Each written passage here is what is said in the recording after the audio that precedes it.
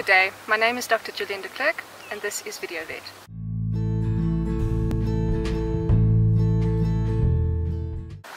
Today we're going to be talking about an immunization or vaccination program for livestock, both cattle and small stock, known as sheep and goats. For animals in a farming situation, you have to consider a vaccination program that's going to suit your farming situation. Each individual situation is completely unique.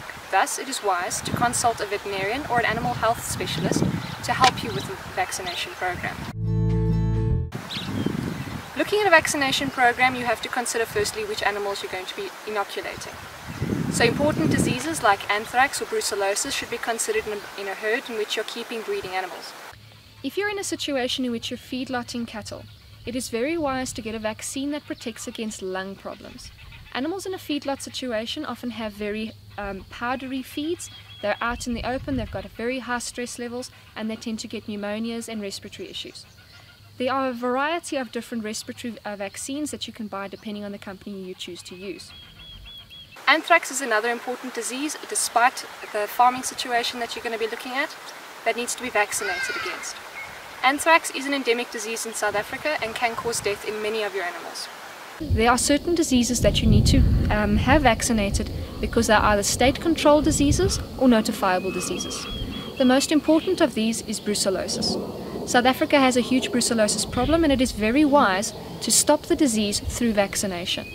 Thus, your breeding heifers or the animals you want to actually keep on your farm should be vaccinated. If you are fattening animals in a breeding herd or even a feedlot situation, you will want to consider vaccinating against clostridial diseases. These are diseases such as black quarter or quarter evil, blood gut and red gut. They affect your best animals, those that are in the best condition, and kill them very quickly.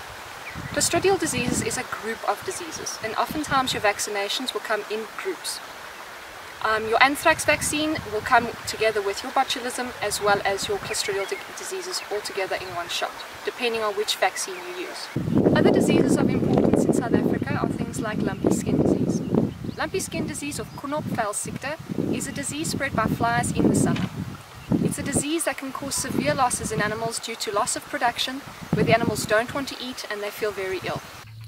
Other diseases to consider vaccinating against are your causes for calf diarrhea. Such things like rota and coronavirus, if you have very young calves that are prone to diarrhea, or E. coli, which is a bacterial infection and will kill calves very, very quickly. In a case of calf diarrhea, you first of all have to look at the age of the animal. Younger calves tend to get more often viral and bacterial diseases that cause diarrhea. Older calves tend to have more parasitic problems. This is often a problem in wet flay areas or muddy calving camps. In small stock, vaccinations that are important to consider are against diseases like pulpy kidney. Pulpy kidney is part of the clostridial family group and tends to kill your very best animals and kills them quickly. If you get a vaccination that covers the clostridial species, please make sure that pulpy kidney is one of the diseases included in that vaccination program. Botulism and anthrax are important for small stock just like they are in cattle, simply because they are diseases that occur quite frequently in these species. Another disease of importance in small stock is tetanus. Tetanus is an important vaccine to use if you are using a rackie or an elastrator for docking your small lambs, or if you're using it for castration. Rift Valley fever and blue tongue virus are important diseases to vaccinate against for your small stock. They occur in high rainfall areas throughout most of the country. It was important to remember though that these viruses can cause abortions in pregnant animals and should not be administered to pregnant animals. Thus should be administered before breeding. Blue tongue virus, it is important to realize that it is 3 vaccines that you need to give.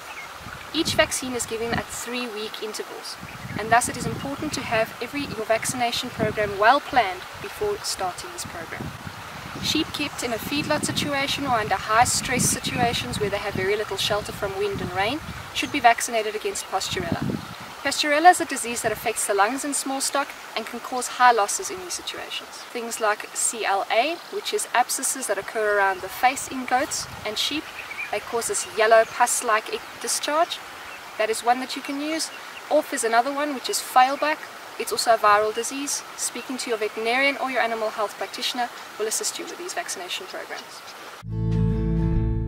Something important to remember when buying vaccines is that vaccines must always be kept cold. It is important to bring a cooler bag with you when you're buying vaccines at the car or at the vet. Most vaccinations are given under the skin. There are very few exceptions to this rule. So we're going to demonstrate a subcutaneous injection, which means under the skin.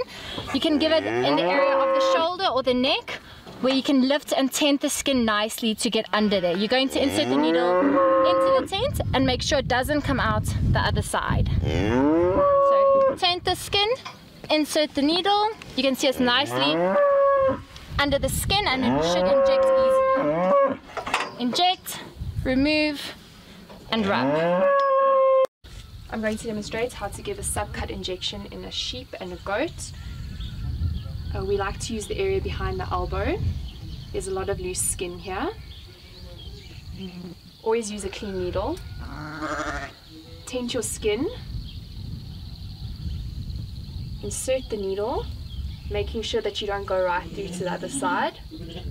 Attach your syringe, draw back to ensure you're not in a blood vessel, and then inject. You can massage the area after the injection. It is important to remember that you use a clean needle for each animal. Syringes, however, can be reused.